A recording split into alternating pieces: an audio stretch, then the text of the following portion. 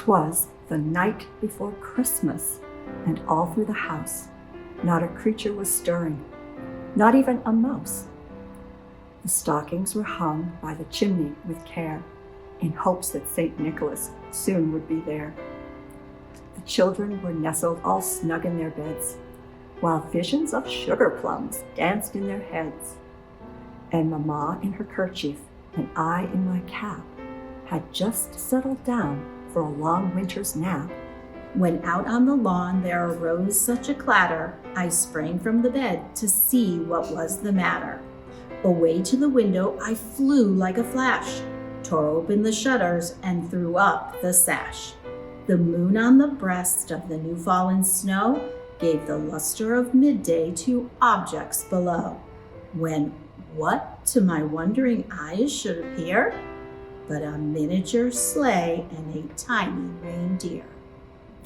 With a little old driver so lively and quick, I knew in a moment it must be St. Nick.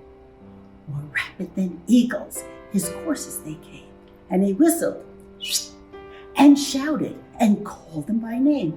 Now Dasher, now Dancer, now Prancer and Vixen, on Comet, on Cupid, on Donder and Blitzen, to the top of the porch, to the top of the wall. Now dash away, dash away, dash away all. As dry leaves that before the wild hurricane fly, when they meet with an obstacle, mount to the sky. So up to the housetop the coursers they flew, with a sleigh full of toys and St. Nicholas too.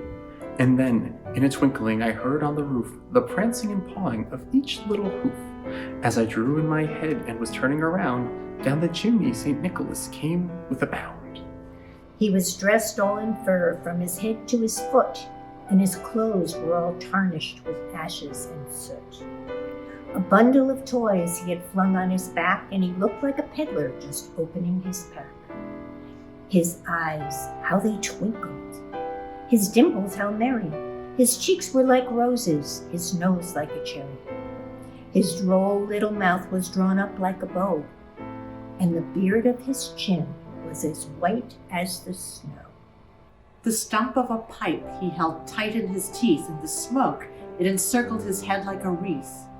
He had a broad face and a little round belly that shook when he laughed like a bowl full of jelly. He was chubby and plump, a right jolly old elf, and I laughed when I saw him in spite of myself.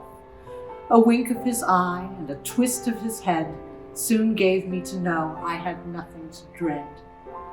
He spoke not a word, but went straight to his work, and filled all the stockings, then turned with a jerk, and laying his finger aside of his nose, and giving a nod up the chimney, he rose.